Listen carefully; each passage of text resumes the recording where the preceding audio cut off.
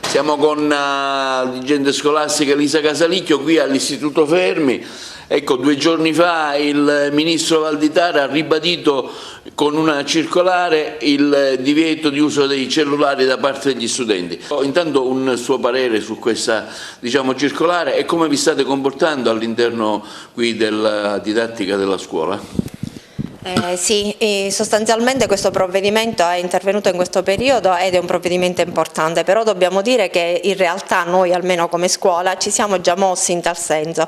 Nel nostro regolamento di istituto interno abbiamo già disciplinato l'utilizzo dei cellulari, che effettivamente non deve mai essere all'interno delle attività didattiche, potrà essere solo ed esclusivamente utilizzato nel caso in cui possa servire appunto per i fini didattici, quindi in alcune discipline i professori e sotto quindi solo ed esclusivamente la guida dei professori questi cellulari potranno essere utilizzati, altrimenti dovranno essere consegnati all'inizio delle lezioni da parte dei ragazzi. I ragazzi tutto sommato hanno già preso coscienza di questo fatto, sono convinti che in qualche modo l'utilizzo indiscriminato dei cellulari possa disturbare le attività didattiche e diciamo che hanno accolto in maniera positiva questo provvedimento. C'è una consapevolezza da parte degli studenti nel capire che bisogna seguire le lezioni e non farsi distrarsi? Sì, certamente. I ragazzi, come dicevo, l'hanno accolto positivamente. Già in qualche modo, certo, qualche reticenza da parte di qualche ragazzo c'è sempre, su questo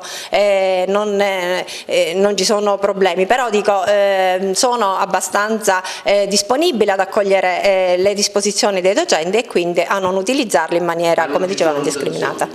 Allora, purtroppo in questa nuova disposizione non ci sono sanzioni. In qualche modo noi, come dicevo, nel nostro regolamento di istituto avevamo già disposto qualche sanzione per i casi in cui gli alunni non si adoperassero a seguire le disposizioni del docente.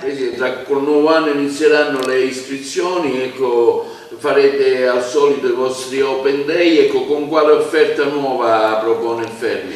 Allora, intanto anche quest'anno abbiamo delle giornate di Open Day, diciamo che quest'anno tutto sommato la situazione è migliorata perché con la cessazione della situazione emergenziale del Covid in realtà i genitori possono venire a visitare la nostra scuola con calma. I giorni di Open Day sono il 15, il 22, il 28 e il 29, in queste giornate, gennaio. In queste giornate accoglieremo quanti volessero venire a visitare l'offerta formativa della nostra scuola.